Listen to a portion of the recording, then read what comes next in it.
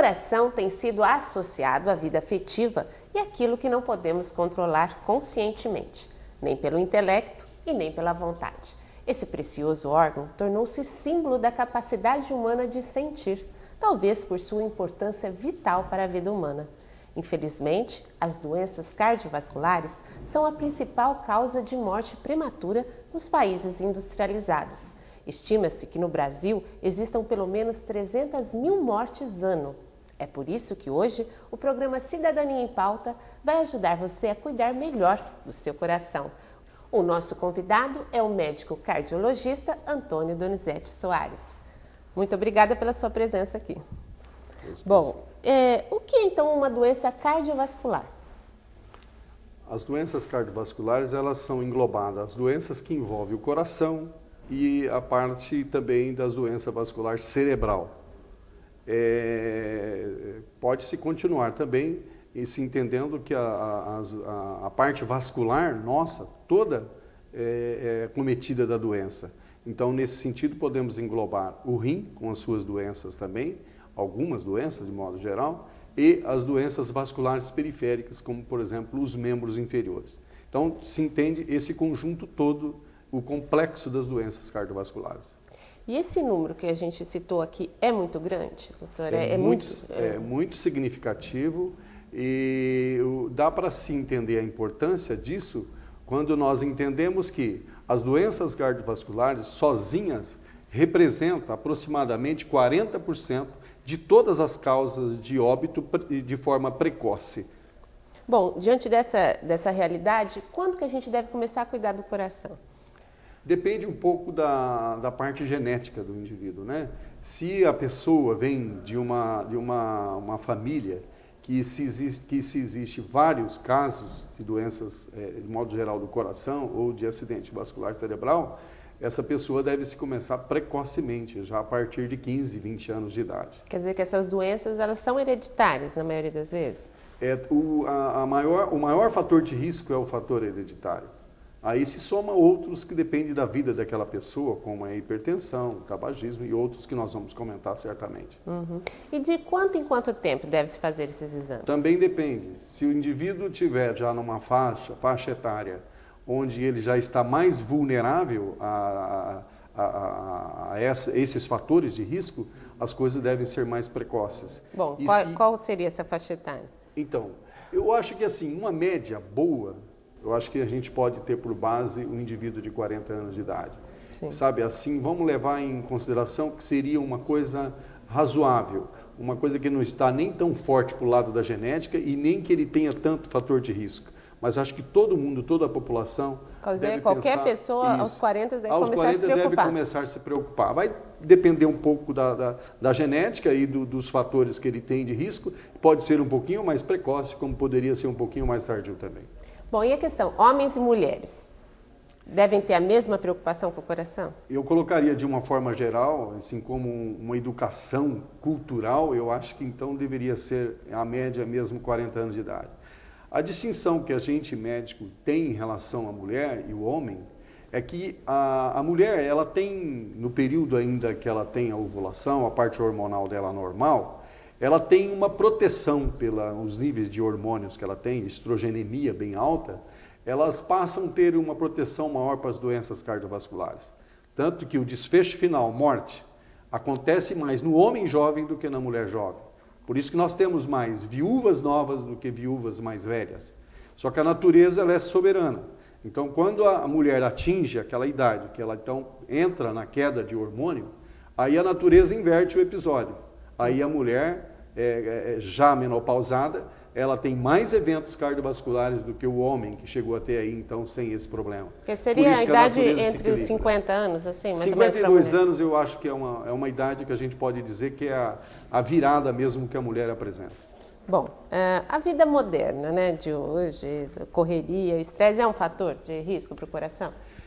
Tanto que mudou o perfil do comprometimento da doença cardiovascular em relação ao que estamos vivendo hoje, do que era, vamos dizer, até 1970, né?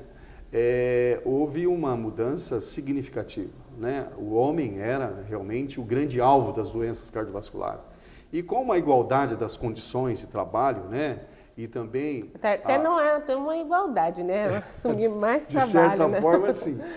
Mas com a igualdade de trabalho, onde a força do homem perdeu um pouco o significado para a prática de se viver, né? De trabalho, competição, a mulher, então, entrou no mercado quase que em condições iguais, né? Tem um pouco de diferença que a gente sabe que existe, como você sorriu há pouco, né? Maliciosamente. Existe uma certa diferença, mas é muito pouco significativa.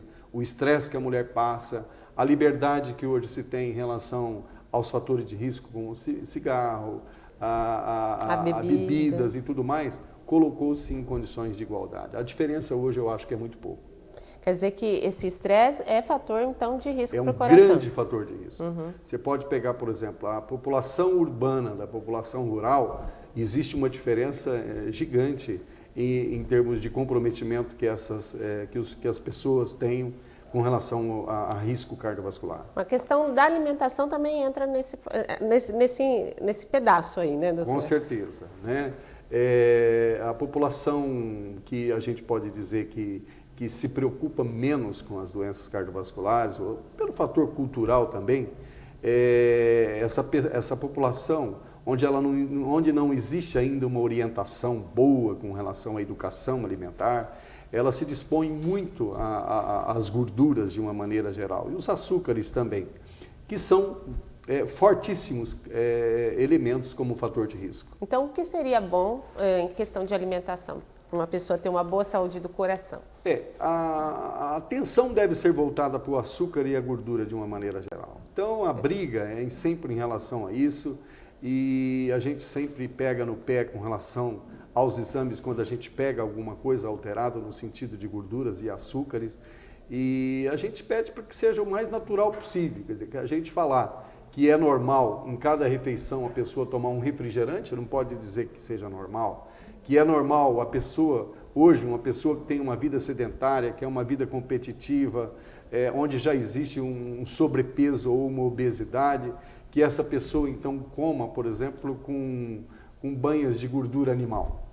Então está fora da realidade. Isso foi uma realidade há tempos atrás, que as pessoas trabalhavam na roça, faziam exercício físico então constantemente. Você pega esse indivíduo que trabalha, né, braçalmente, que está lá o cortador de cana, o indivíduo que trabalha, sabe, na lida, no campo. Pode fazer um pratão, esse né? indivíduo ele estaria mais protegido de certa forma, porque ele queimaria aquela quantidade de gordura que ele adquire a mais. Mas o indivíduo que trabalha atrás de uma mesa, sentado, o dia todo parado, esse indivíduo não pode ser encarado da mesma forma. E o senhor acha que as pessoas têm noção de quanto estão ingerindo, por exemplo, de açúcar e de gordura, assim, nos alimentos que estão acostumados a comer? Eu acho que mudou-se muito isso, né? Eu acho que até nós mesmos, médicos, se a gente for analisar, eu que já venho de uma geração um pouco mais antiga, então a gente também não tinha tanto essa noção, parece que culturalmente até nossas escolas eram falhas nesse sentido. Mas eu acho que atualmente mudou muito, né? A conscientização que se tem em relação a isso hoje faz com que mesmo aquelas pessoas que fazem alguma coisa que não seja ideal nessas condições, ele tem sempre um peso na consciência, porque ele sabe que está fazendo alguma coisa errada. Então eu acho que esse tipo de informação hoje está aberto a todo mundo, a gente vê nas escolas, a gente vê nos meios de comunicação, rádio, televisão, revistas, você vê a Veja, em 2008, só de fator de risco de doença cardiovascular, ela foi capa 14 vezes no ano. Então você vê, hoje existe uma preocupação, uma preocupação da luta, do combate desses fatores de risco. Quer dizer que, por exemplo, uma pessoa, ela entre optar em um produto industrializado e um produto natural, lógico que, obviamente, o produto natural vai ser melhor para a saúde. Indiscutivelmente. A gente sempre procura orientar a pessoa que tenha a comida mais natural possível, né? Os industrializados, principalmente do lado dos açúcares, eles são altamente inconvenientes. Tanto é que hoje nós vivemos uma realidade de uma endemia de diabetes. Né? Em crianças, né, Em doutor? crianças mesmo, a gente vê isso que é preponderante, né? As crianças hoje vivem uma realidade que é totalmente fora da realidade, né? Que seria, então, o sedentarismo e a obesidade precoce. A questão, você me preocupa muito com relação às crianças comem muita bolacha, e isso daí está embutido muita gordura, Está né, doutor? muito. Então, você veja, e é a gordura pior que a gente sabe que existe nesses produtos, né? Que é a gordura trans, né? A gordura trans, a gente tem dificuldade de Explica pra gente um exemplificar. pouquinho o que é a gordura trans. Não, a gordura trans, ela é na realidade uma gordura que ela é alterada na sua química. E é uma gordura que tem... Que é uma gordura fabricada, então. Fabricada. E ela se torna uma gordura de difícil nossa metabolização dela. Então, ela tem quase que exclusivamente absorvida e ela é processada dentro do metabolismo, aderindo ao processo de aterosclerose com uma facilidade muito grande. Ela vai se depositando no corpo, ela vai se isso? depositando em pontos que são estratégicos. Geralmente, esses pontos são vasos. Vasos, então, que a gente sabe que é o coração, cérebro, rim e a parte vascular periférica, que são a parte mais comprometida. É muito sério, né, doutor? A gordura trans é uma agressão para nós. Realmente nós devemos trabalhar contra ela e é um... E a gente pode acreditar nesses produtos zero gordura trans? Então, essa é uma dificuldade. A gente acredita que isso está sendo feito com bastante responsabilidade. Os órgãos que analisam isso e que administram isso têm feito, parece que, com bastante propriedade. A gente vê nas margarinas, onde a gente vê, por exemplo, a participação das sociedades médicas, como na Sociedade Brasileira de Cardiologia, atestando a veracidade daquilo. Então, eu acredito nisso sim. Eu acredito que agora, ou cada vez mais, vai se poder acreditar sobre isso. Tomara, né? Bom, e o colesterol, o que é? Então, o colesterol é o grande vilão do processo da aterosclerose que leva às doenças cardiovasculares, né? Ele é como se fosse o gerador do pontapé inicial do processo da aterosclerose. Então, ela é uma gordura que ela vem tanto daquela parte que a gente alimenta como fonte do alimento nosso, ela já vem incorporada, como existe também o colesterol que nós produzimos, o colesterol que nós dizemos endógenos, que o nosso fígado processa através dos ácidos graxos que se tem na alimentação, eles formam também o colesterol, que é administrado, essa síntese do colesterol é administrado, de certa forma, pela nossa genética, uma função que está atribuída ao fígado e que é administrado pela parte genética no cérebro, que produz, que comanda, através do fígado, a quantidade que a gente tem que ter. E esses valores, então, é dito pela nossa genética, o código genético. Então, se vem uma família que a gente tem níveis de colesteróis muito alto, então a gente sabe que isso aí vem então pelo código genético, mandando o fígado o próprio trabalhar. organismo produz o colesterol que é prejudicial para o organismo. Prejudicial. Depende da genética daquele indivíduo. Bom, a gente precisa saber se é possível eliminar o colesterol, como tratar, mas a gente vai saber isso depois do nosso intervalo. A gente volta já já.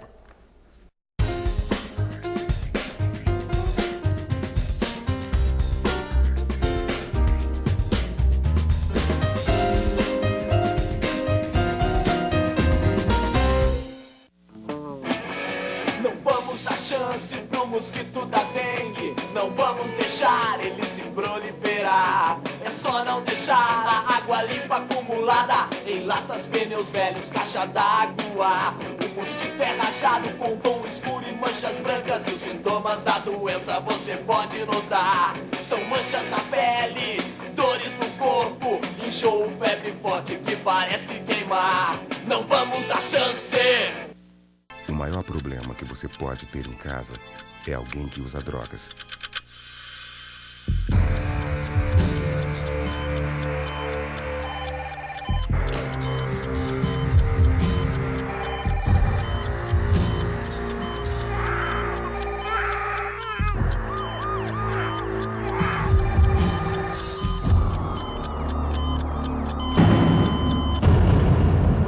Encare esse problema de frente.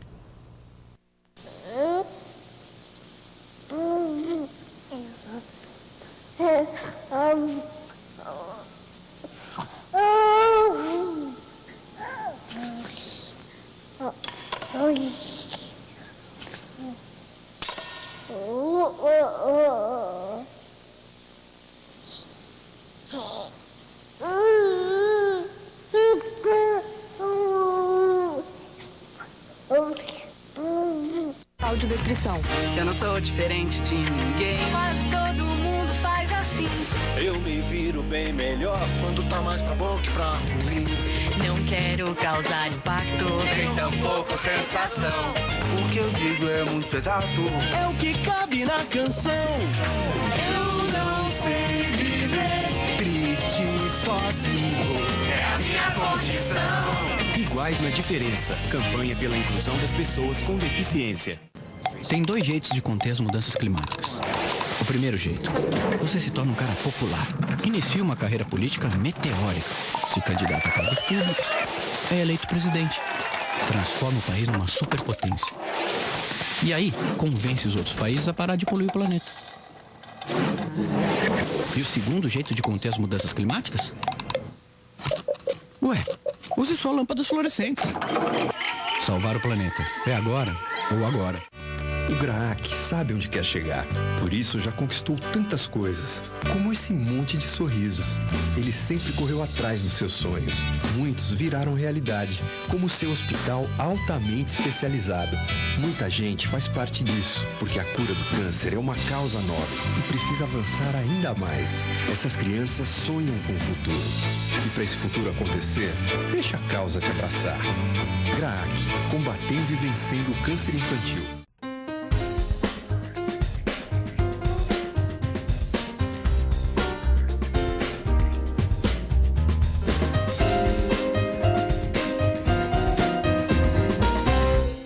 Hoje no programa Cidadania em Pauta estamos falando sobre o coração e o nosso convidado é o médico cardiologista Antônio Donizete Soares.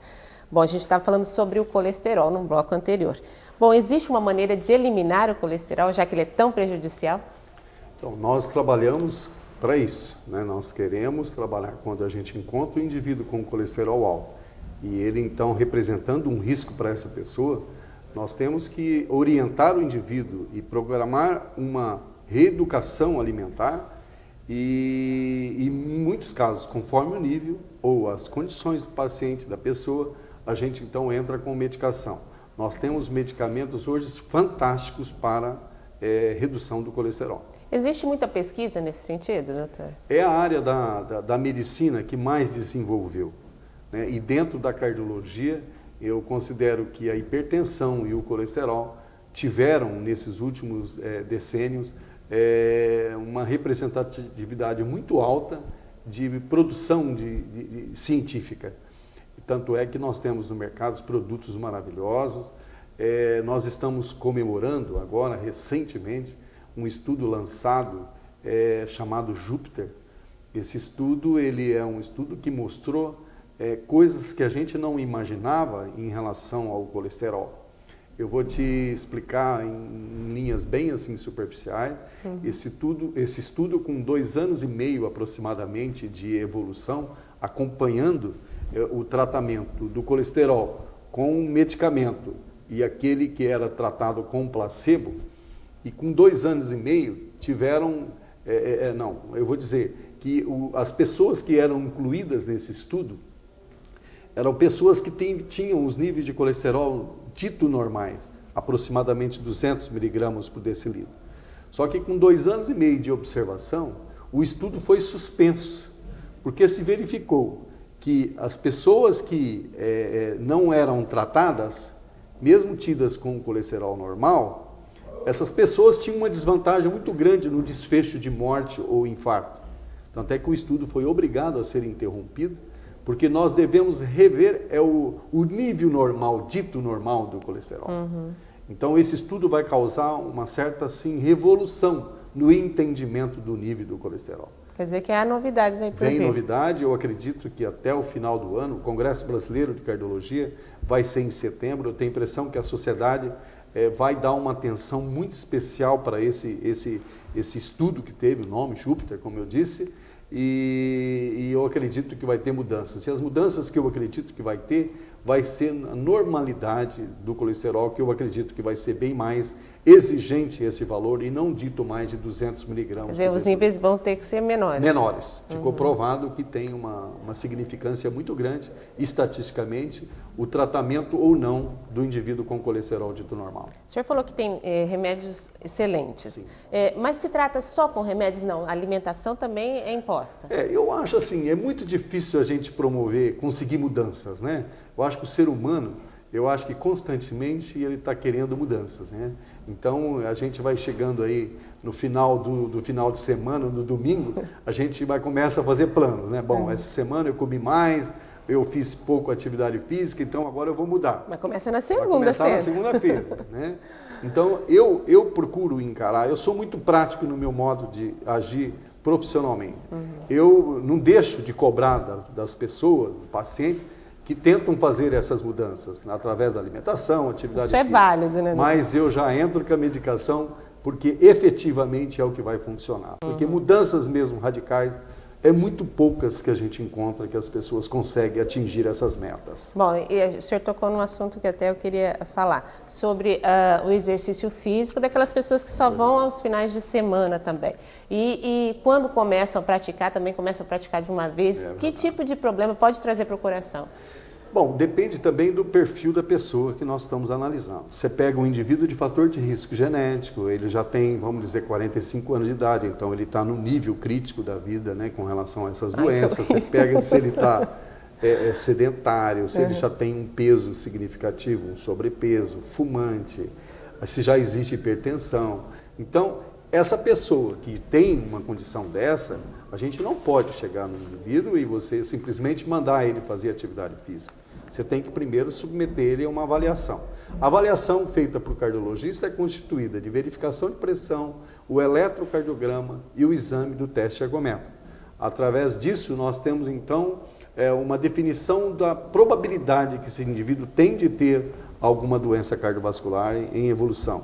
E, mediante isso, então a gente libera ou não, mas sempre a gente pede que a pessoa faça isso com bastante responsabilidade, orientado, de forma progressiva, sabe? Até que ele esteja num nível preparado realmente para fazer pauleiras ou praticar realmente as pauleiras, aí, os futeboizinhos que a gente vê aí nas várzeas, né? Mas é sempre tempo de começar a fazer um exercício, desde que esteja bem? Sempre, desde que esteja bem, é sempre tempo. E a gente tem até já a própria Sociedade Brasileira de Cardiologia tem como ideal, quando a gente pega um indivíduo que é um executivo, a gente trabalha com ele para que ele realize pelo menos 150 minutos de atividade física por semana, o que não representa muito. Se ele fizer isso em 3 ou 4 vezes na semana, ele estaria mais ou menos equilibrado se ele tiver também um bom equilíbrio do ponto de vista da alimentação. A gente ouve falar muito sobre a caminhada, que é benéfica,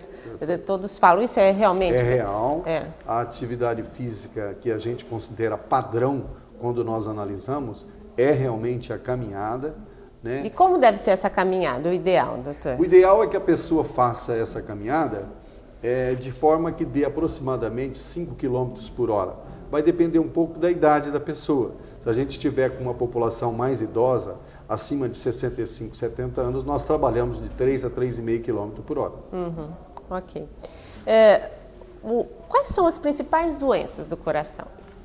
A principal doença do coração é realmente a doença isquêmica que se traduz o infarto agudo do miocárdio. A doença, ela é na realidade se instalada ainda num período de 20, 25 anos na doença do indivíduo, e ela tem geralmente um período de evolução que vai de 10 a 20 anos aproximadamente para ela começar a se manifestar.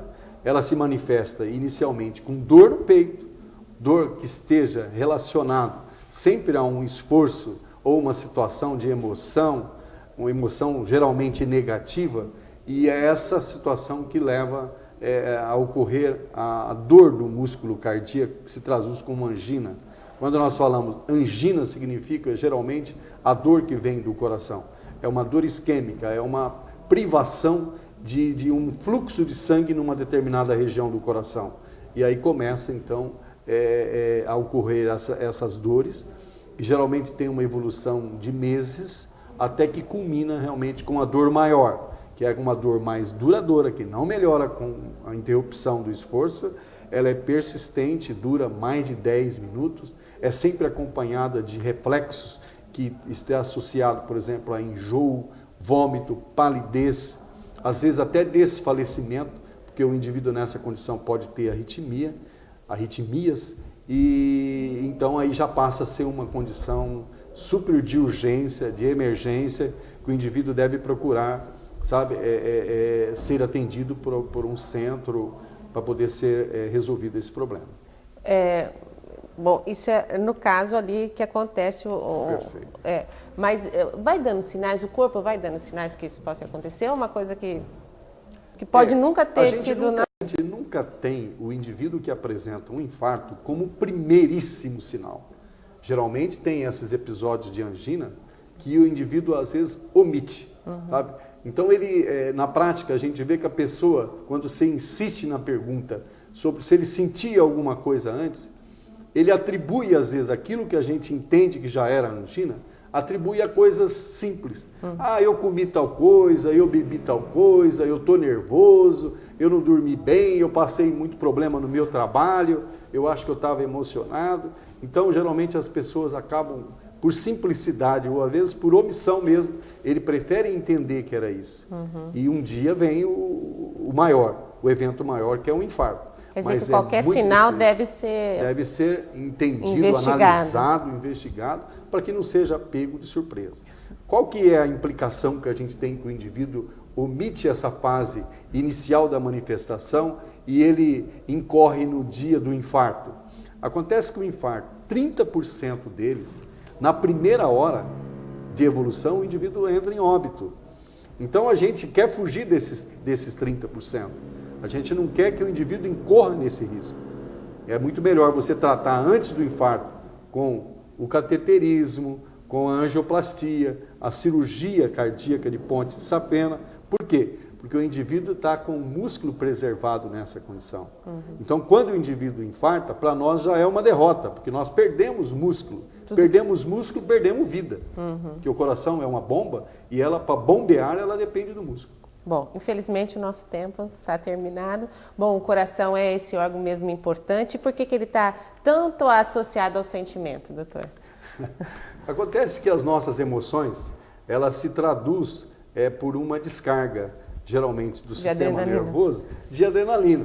E o órgão que corresponde mais, onde o impacto da adrenalina é maior, é no coração. Então, o coração, nessa condição de emoção, ele aumenta a frequência cardíaca e ele aumenta a força de contração. Por isso que a gente pensa que as nossas emoções, elas ocorrem a nível do coração. É pela percepção.